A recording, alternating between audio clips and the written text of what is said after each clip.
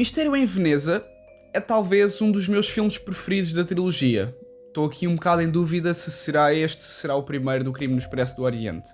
E é um filme que no fundo aposta por um caminho bem diferente, que é o terror, que eu senti que veio refrescar um pouco a trilogia, na busca de contornar um pouco a monotonia de uma típica história de mistério. Eu consigo dividir o filme principalmente em duas partes. A primeira parte, em que é mostrado mais um aspecto do terror, até ser criado o mistério do assassinato, e que eu achei que foi de facto muito bem feito e que não combina tão bem com a segunda parte do filme.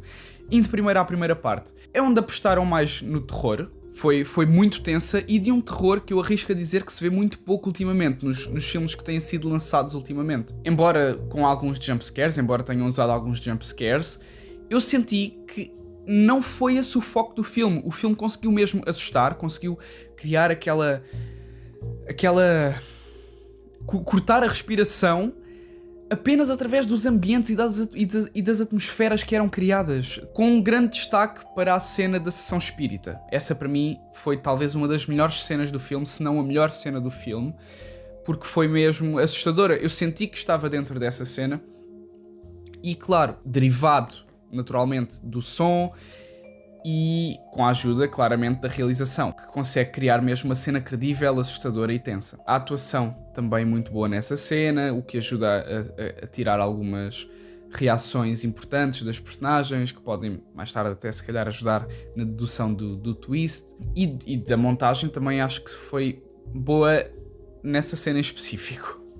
Já a segunda parte do filme eu senti que deixou um pouco a desejar. O terror acaba por se desvanecer um bocado, tirando um pouco a adrenalina do filme, tirando um pouco o interesse, e fez com que eu sentisse que estava... E fez com que eu começasse a dispersar um pouco a atenção. Não sei se foi só a mim que aconteceu, mas senti que dispersei um pouco mais a atenção, porque transformou-se mais uma vez numa história de mistério, em que os diálogos prevalecem e não são propriamente o ponto forte do filme. Mas esse desvanecimento do terror, embora eu tenha sentido que me provocou alguma dispersão da atenção, eu compreendo, porque não é o foco do filme. O terror, no fundo, é o condutor da história, não a história em si. Os diálogos, como eu já disse, senti que por vezes deixam a desejar, porque é usado muito diálogo.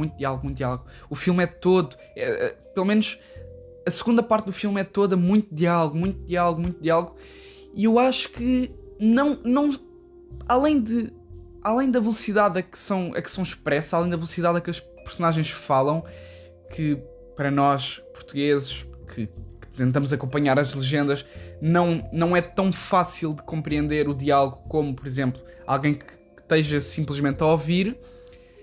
Eu acho que às vezes é conferida alguma exagerada alguma complexidade exagerada aos diálogos e tornam-se muito rebuscados, deixando de ser realistas e fazendo com que o próprio espectador não compreenda bem aquilo que está a ser, a mensagem que está a ser transmitida, ou pelo menos que está a tentar ser transmitida. E isso é uma coisa que é muito perigosa. Os diálogos são uma coisa que têm que ser muito bem feitas, porque se não forem tal como acontece neste filme, isso gera uma grande falta de conexão com as personagens. E se nós não nos conseguimos conectar com os personagens, como é que nós vamos conseguir gostar do filme? Como é que vamos conseguir conectarmos ao filme? Porque é preciso estabelecer alguma relação emocional com o filme para nós conseguirmos gostar, estar atentos, estar empenhados em querer compreender a história, em querer perceber o desenrolar dos acontecimentos. E eu senti que isso por vezes falhou um bocado. Nem sempre consegui conectar-me com algumas personagens, consegui compreender algumas motivações, mas houve outras que eu não entendi sequer o que é que estavam ali a fazer, porque é que estavam ali, quais é que eram as suas motivações, quais é que eram as suas razões. Relativamente ao twist, eu não lhe vou chamar propriamente previsível. Algumas pessoas poderão chamá-lo previsível. Eu não vou dizer que ele é previsível porque eu não o consegui prever. Talvez, se calhar, devido um pouco a essa falta de atenção, devido a alguns detalhes, alguns pormenores do diálogo que me falharam e que eu não consegui usar para deduzir a história, mas vou chamar-lhe pouco surpreendente. Um pouco devido, provavelmente, a essa falta de conexão com os personagens. Se eu não me consigo conectar com os personagens, porque é que me vou importar com o twist? Porque é que me vou importar com o facto de ter sido a mãe a matar a filha? Porque é que me vou importar com o facto de ter sido o rapaz o chantagista. Bom, essa parte confesso que achei bem interessante. E foi talvez o twist mais interessante do filme. Mas porquê é que eu me vou importar com as personagens se eu não consegui estabelecer nenhuma conexão, nenhuma relação com elas? E pode ser também pelo facto de o argumento não ser inovador. A história é sempre a mesma. Acontece um assassinato, Poirot tranca toda a gente no local e durante uma noite, através de questionamentos e de várias deduções que são escondidas ao longo de todo o filme e que depois são despejadas a uma velocidade estonteante no final, em cima do espectador, tudo isto, como eu já disse, numa só noite, não é surpreendente. Funciona num só filme, certo? Torna-se monótono e repetitivo ao fim de 3. Torna-se muito fatídico. Torna-se uma história fatídica. Sempre a mesma coisa. Não há inovação. Não há algo que faça andar o filme para a frente. Algo que faça andar a história para a frente. Não há algo que faça a história destacar-se. Porque aquilo que dá o destaque a esta trilogia não são os filmes. É a história. A Agatha Christie criou estas histórias. E isso é que foi o destaque. O filme, a trilogia, os filmes, no fundo, aproveitam-se da fama das histórias da Agatha Christie, porque não é que os filmes sejam propriamente obras de arte. Mas pronto, eu estou aqui, parece que estou a falar muito mal do filme, mas a verdade é que eu gostei bastante do filme. E achei, como eu já disse no início, talvez um dos melhores da trilogia. E contrariamente à falta de inovação no argumento, eu senti que houve mesmo uma grande inovação na realização. O filme distingue-se dos outros, não só da trilogia, do próprio género de terror ou do próprio género de mistério. O filme distingue-se porque não é filmado de uma forma convencional. E aqui então a realização e a imagem distinguem-se por optar por dar um aspecto, por optar por dar um tom mais antigo ao filme, através do posicionamento da câmara, através do uso de lentes, que por sinal, relativamente ao uso de lentes, um pequeno pormenor, achei que senti-me incomodado com um ou outro plano geral em que foram usadas grandes angulares exageradamente grandes, com uma abertura muito, muito grande. No fundo dava para ver, só daquele ângulo, dava para ver toda a sala, estando a câmara dentro da própria sala, portanto tenta imaginar o quão grande angular era a grande angular. Mas tirando isso, achei que dar esse tom mais antigo ao filme funcionou bastante bem, porque tanto é congruente com a época em que se passa o filme, que é em 1947, se não estou em erro, e também ajuda a criar alguma sensação de confusão e de tensão. Eu diria se calhar que a forma como a imagem estava parece que permite entrar mais dentro do filme, consegues imergir mais dentro da história.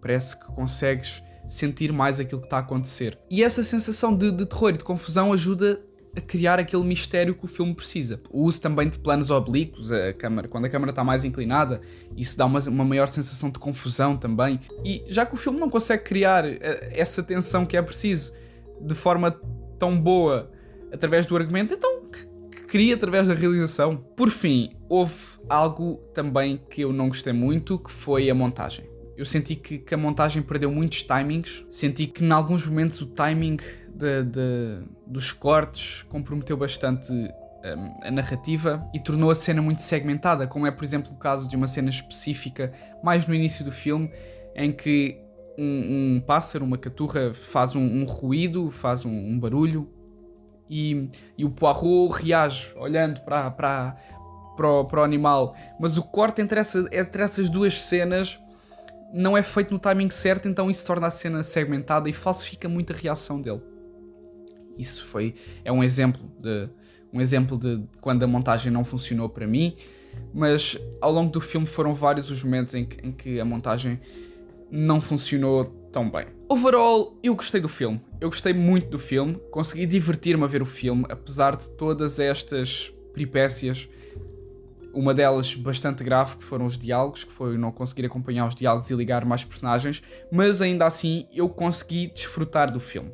Portanto, isso significa que é um filme que conseguiu mais ou menos cumprir a proposta dele, ou se calhar até elevar mesmo a própria fasquia. E é talvez um dos melhores filmes desta trilogia do Poirot. E vamos ver se saem mais, não sei. Eu acho que com o feedback que estes filmes têm recebido, talvez não seja muito boa ideia continuar, mas foi uma trilogia bastante interessante. Ou então, se continuarem, têm mesmo que inovar e criar algo novo. O que também é difícil por as histórias serem baseadas em histórias que já estão criadas pela grande e famosa Agatha Christie.